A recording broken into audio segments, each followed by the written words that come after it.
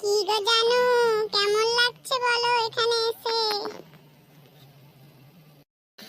আমার ছোট্ট বন্ধুটা খুব সুন্দর লাগছে এখানে